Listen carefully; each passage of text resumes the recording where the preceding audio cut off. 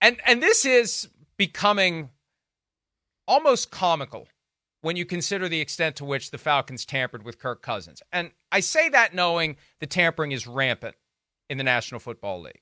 It's the dirty little secret that isn't a secret. They started the legal tampering period because the tampering was so rampant they had to do something because it was just a joke. People were making a mockery of it. When everyone gets to Indianapolis, and we've talked about this a few times the past couple of weeks, for the scouting combine, you have agents meeting with teams, and it's rampant. Impending free agents know what's out there. They know what's behind door number 2, door number 3. Sometimes it helps a team. I believe it helped the Buccaneers get Mike Evans back because his agents were able to see what else wasn't out there for him. Now, it also helps that Mike Evans' wife said, we're not leaving Tampa. That could be a powerful factor as well. But I say all that because the Falcons, and this is the, I thought of you this morning. I was trying to think of a good example. Remember when we were in Indianapolis and you're walking around and you smell weed? Yeah. And we're like, wait a minute, weed's not legal here. Well, it's one thing to walk around and smell the weed and not know where it's coming from. If somebody's running down the street saying, I got the weed, you're going to get busted. And the Falcons are running around saying, well, I got the weed. On this I mean, it is so blatant. It is so laughable. It is so obvious what they did in tampering with Kirk Cousins. And people I talk to around the league saying, oh, God, I mean, it's been going on for weeks, if not months. Everybody knows about it. The Falcons tampered with Kirk Cousins, and they're being reckless about it, Chris. And I think they're going to end up in a problem. When you think of the few occasions when the NFL has done something about it, it's been when it is so blatant that the NFL looks like a clown for not doing something about it. I'll be interested to see where it goes. It is blatant. I would agree with you there. It's definitely a little more in your face than even the normal what we're talking about. You're exactly right. Now, like you said, tampering's going on everywhere, right? I think it's pretty egregious for the most part. I don't think teams really care, right? There's kind of these unwritten rules of what you maybe should tamper with and not, right? I don't think that a lot of coaches and GMs care about that, right? I don't think the league really cares unless it's something where it's like, wait, you really tried to screw over this organization, like a Sean Payton and Tom Brady with the Miami Dolphins and under the radar trying to screw over the New Orleans Saints and all that type of stuff, right? That's where the league gets involved here. This is one where I feel like they look at it and go, well, and I think everybody, he's going to be a free agent, right? This wasn't like he was property of the team still, and it kind of gets, just, hey, all right, this is the way it is. But yeah, this one is pretty blatant. It's to the point of, again, I don't think Minnesota's going to cry wolf here or anything like that, but with some of the things he said in that presser yesterday, I mean, he couldn't have made it more obvious that he's been having these conversations for 3 or 4 weeks at least with the Atlanta Falcons and people there. Here's where I'll disagree with you because I believe the Vikings are waking up to the extent of the tampering. And you think it crossed the line? Okay, right. To make a stink. Right. I think it crossed the line into a territory where now you're making us look bad. What are we supposed to do about this? It's the equivalent of Spider telling Tommy to go F himself, and Tommy doesn't do anything about it. And De Niro's standing there saying, you're just going to let him get away with that? Well, what's the world coming to? Yeah, right. I feel like the Vikings are getting backed in that corner where they got to shoot Spider now. Well, where Spider is forcing the Vikings to shoot him by being so blatant about it. Maybe a little, but it's also, too, like they better be careful because then it's be like, well, what were you going to offer him? Are you going to offer him that? Well, that's a joke. Forget it, right? I don't know. In some ways, too, you look at it and go, this expedited an obvious process as well. To where, what, did Minnesota still want him to be talking about it now? And then we'll wait another 2 weeks before the deal gets done? And then you don't, oh, crap, free agency, now we didn't even get a chance to get a quarterback we wanted or whatever. So I don't know. And I'm pro player, Mike. So I'm a little bit more of like the league colludes all the time. I know you're not. I'm not trying to go against you. So I'm for that as far as the player getting a feel for how can I gauge and getting my most money there. And that's where I guess I don't get as mad about it. Right. One of the things that drives me crazy about the NFL is they have all these rules and they enforce them selectively, not consistently. Yeah, got you And there. this goes back to when I practiced law, especially when you handle cases involving employees whose rights have been violated by their employers. One of the best ways you can prove something that no one will ever admit, they'll never admit they fired someone because of their race, their gender, their religion, their age, whatever. The proof comes from the inconsistent way that the rules are applied. They got a stack of rules that they find one that this person they don't want around anymore violated, and then they enforce it. So it's always dangerous to have rules you don't consistently apply. And that's where the NFL is kind of finding a balance as it relates to tampering. Okay, just let's not be blatant about it, and let's not force us to do something about it, because otherwise we look like a joke. We look like we don't know what we're doing. That's where this has crossed the line, I believe. And here's the quick background. Yeah. As it relates to the bright line silver bullet tampering. 2015, when Jeremy Maclin, then with the Eagles, a former first-round pick of Andy Reid when he was in Philadelphia, right, when he was due to become a free agent, Andy Reid spoke to Jeremy Maclin directly during that 52-hour negotiating window, which is a clear bright line violation, because all that can happen during the legal tampering period, the negotiating window, whatever term you want to apply, all that can happen is negotiations with the agent. Unless the player isn't represented, then it can be negotiations with the player. That's it. No other communications are allowed of any kind with the organization and the player. Now, it gets a little fuzzier when you're talking about player-to-player communications. We might talk about that later.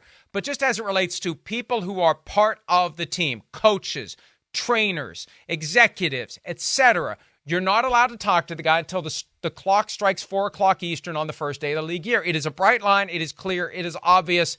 And if you're going to do it, you better not be dumb about it and tell the world you've done it. With that, we give you Kirk Cousins admitting to the world that apparently that's exactly what happened during the 52-hour window when they were only allowed to be negotiating directly with his agent. Here's Cousins from yesterday about his pre-start of the league year communications with Falcons representatives. There's great people here, and it's not just the football team. I mean, I'm looking at the support staff, yesterday, calling our head athletic trainer, talking to our head of PR. I'm thinking, we got good people here. I kept getting off a call, whether it was with Jake Matthews, whether it was with the team chaplain, whether it was with, Ryan Pace, whether it was with, McGarry, whoever, Drake London. I said, Julie, these guys are sharp. I mean, I've been in locker rooms. I've seen what it can look like. I said, these guys are sharp, well-spoken. They want to win. They're humble. This could be fun.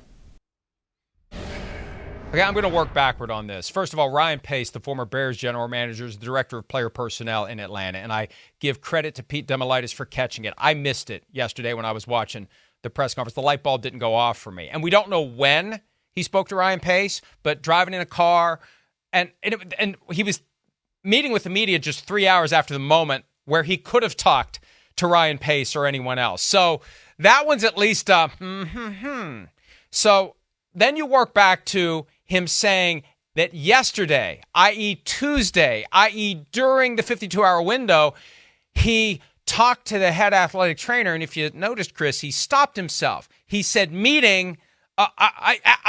calling, not meeting. Strike that from the record.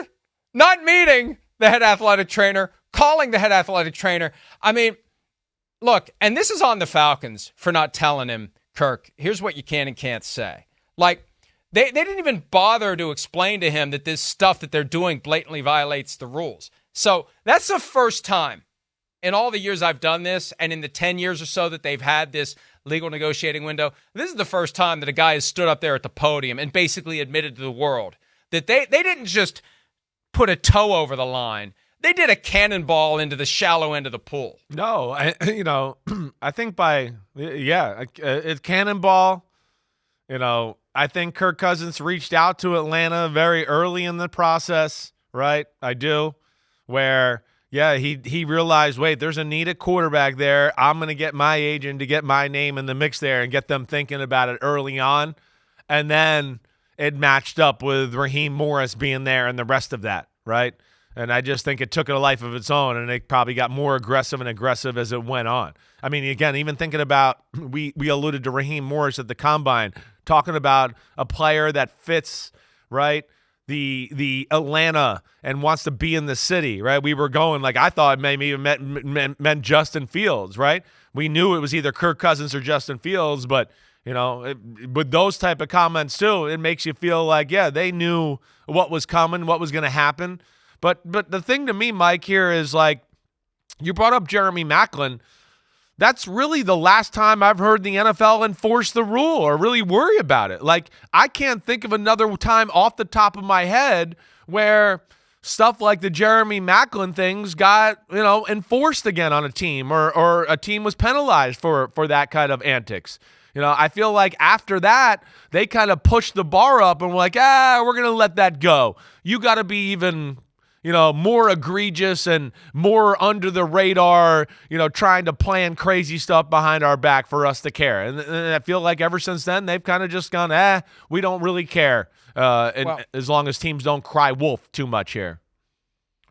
Right. And I think at the time what happened, and I remember it was explained to me that part of the motivation for hitting the Chiefs and making an example of an experienced and respected coach like Andy Reid, it was a message to the other coaches out there as to what is expected during this negotiating window. And the negotiating window was still new, and it was kind of clunky at first. I remember they had this dumb rule like you could negotiate, but you can't come to an agreement. Well, what if we accidentally come to an agreement? What if we realize while negotiating, oh shit, we've made an agreement. Sorry, Nelson. So that they've evolved, but still, it's a bright line. You can't have direct communications with the player during that 52-hour window. And it might just be they haven't had a situation like this fall into their laps since then.